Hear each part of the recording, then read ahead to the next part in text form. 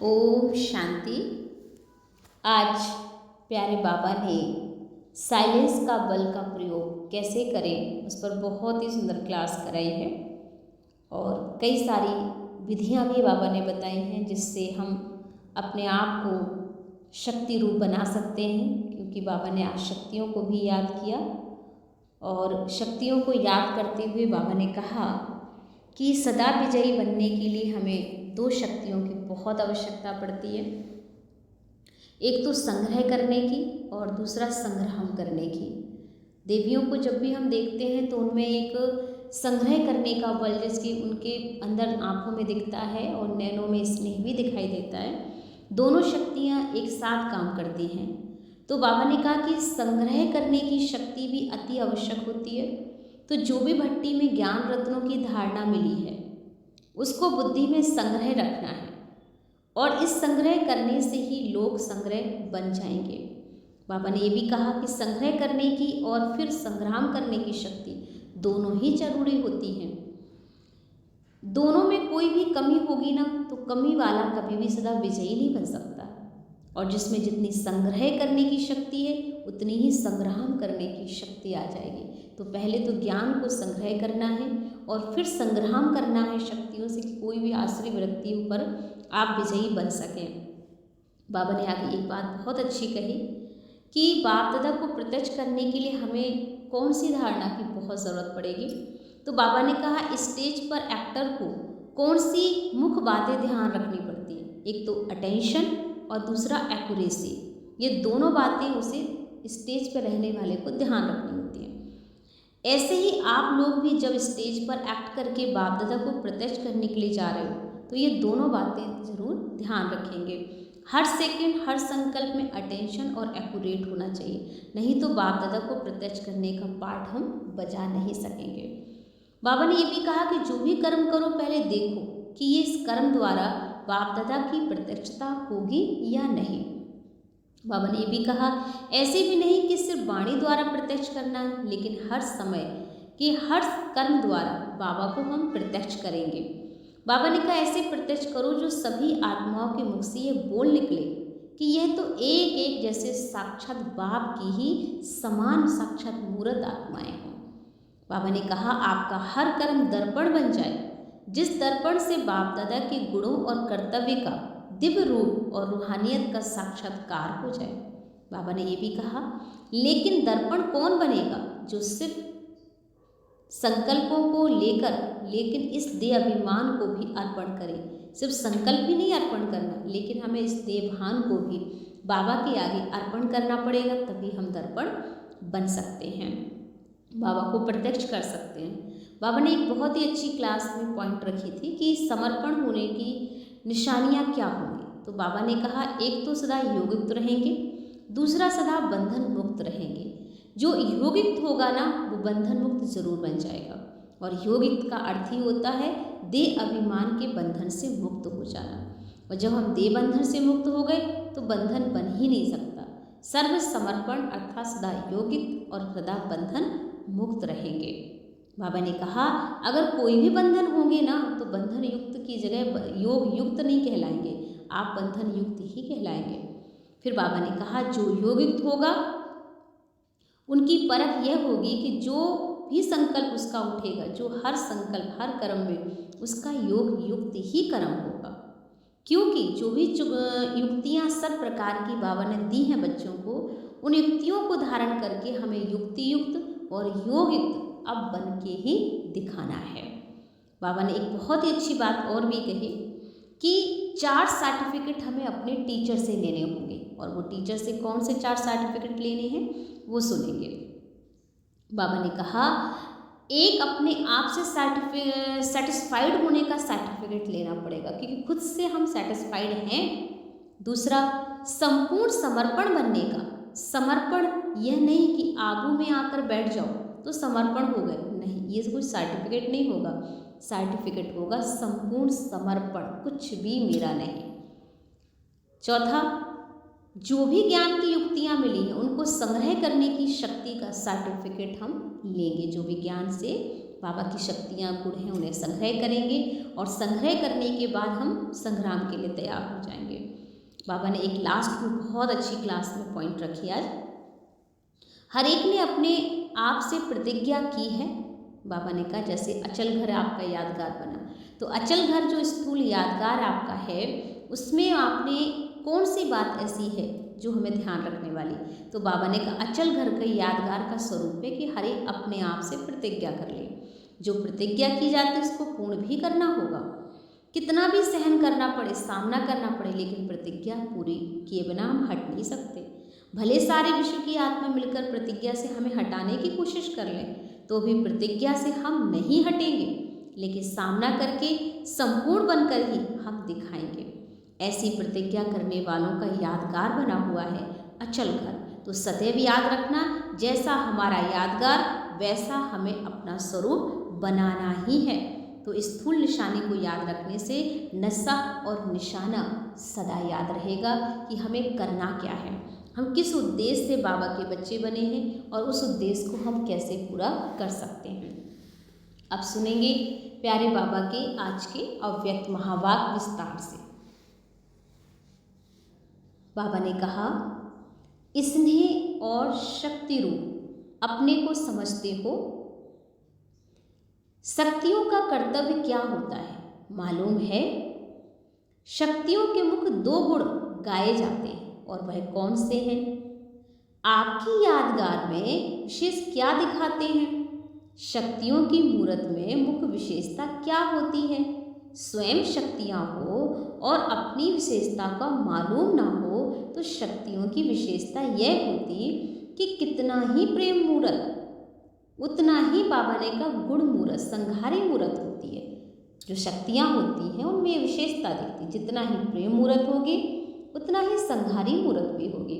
शक्तियों के नैन सदैव ही प्रेम मूर्त होते हैं, लेकिन जितना ही प्रेम मूर्त उतना ही विकराल रूप भी होते हैं। 1 सेकंड में किसको भी प्रेम मूर्त भी बना सकती हैं और 1 सेकंड में किसका विनाश भी कर सकती हैं। तो ऐसे ही दोनों गुण अपने में देखती हो।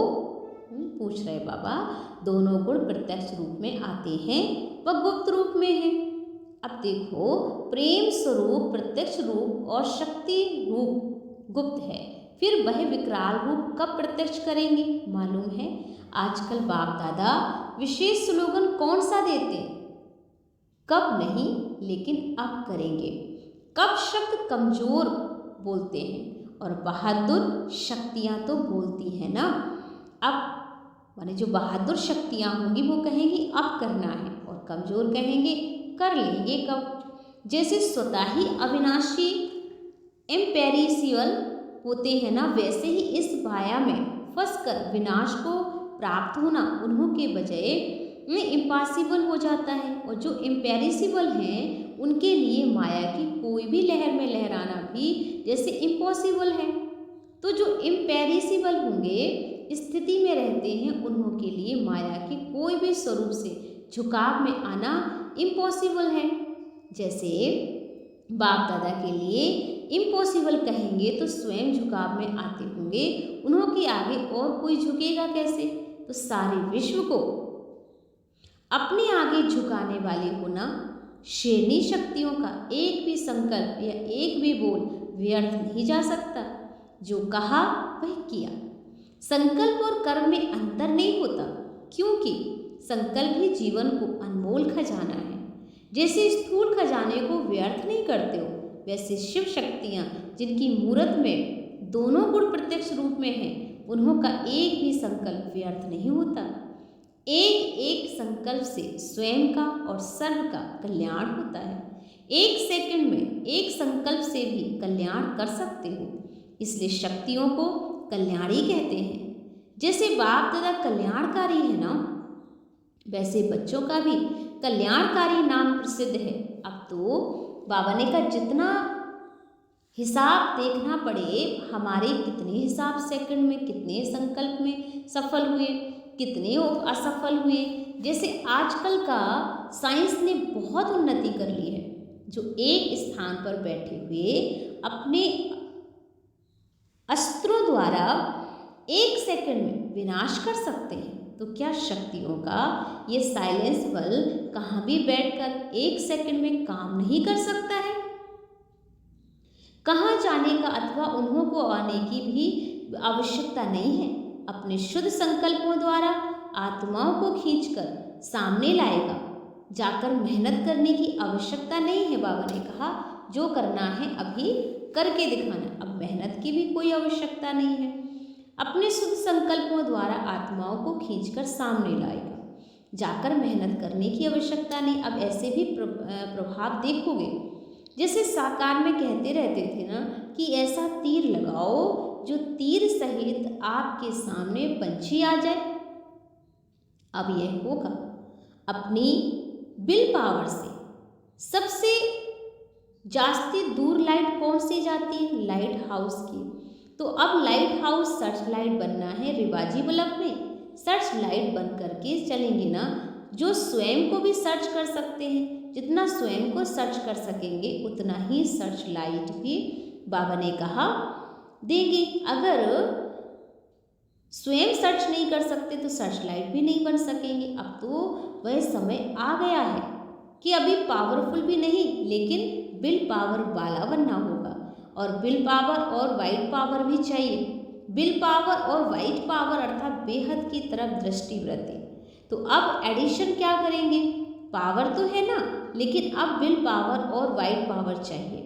आज बाप दादा किस रूप से देख रहे हैं? उम्मीदों के सितारे। तो अभी है उम्मीदों के सितारे, फिर बनेंगे सफलता के सितारे। तो वर्तमान भी देखते हो और भविष्य को भी देख रहे हो। सफलता आपके गले की माला है। अपने गले की सफलता को माला दिखाई देती है। संगम पर कौन सा श्रृंगार है? सफलता की माला यथा योग तथा शक्ति हर एक के गले में पड़ी हुई है। तो बाप दादा बच्चों के श्रृंगार को देखते हैं और श्रृंगारे हुए बच्चे अच्छे लगते हैं। बाप दादा का अभी क्या संकल्प चल रहा है? बाप दादा आपसे क्या बोलने वाले हैं? यह कैच कर सकते हो? आजकल बाप बुद्धि की ड्रिल कराने आते हैं। तो अभी मैदान पर प्रत्यक्ष होना है। अब गुप्त रहने का समय नहीं है। जितना प्रत्यक्ष होंगे उतना बाप दादा को प्रख्यात करेंगे। बेहद के चक्कर लगाकर चक्रवर्ती बन रहे हो। जो एक स्थान पर बैठा रहता है उसको क्या कहा जाता है? जो एक ही स्थान पर स्थित हो, सर्विस भी कर रहे हैं लेकिन बेहद में चक्र नहीं लगाते हैं, तो भविष्य में भी उन्हों को एक ही इंडिविजुअल राजाई मिल जाएगी। तो बाप भी सर्व बच्चों को, बाबा जो है वो सभी बच्चों को देखते हैं कि सहयोगी बने हैं ना। विश्व का राजा वह बनेंगे जो विश्व की हर आत्मा से संबंध जोड़ेंगे और सहयोगी बनेंगे। जैसे बाप दादा विश्व के स्नेही और सहयोगी बने, वैसे बच्चों को भी फॉलो फादर करना है। तब तो विश्व महाराजन की जो पदवी है ना उसमें आने के अधिकारी बन सकते हो। हिसाब है ना, जैसा और जितना वैसा और उतना मिलता है। अब प्रतिज्ञा करके विशेष प्रत्यक्ष होना है, औरों को नहीं प्रख्यात करना, बाप को प्रत्यक्ष करना है ना। जब प्रत्यक्ष होंगे तो प्रख्यात भी होंगे। विश्व अधिकारी बनने का लक्ष्य रखा ना सभी ने।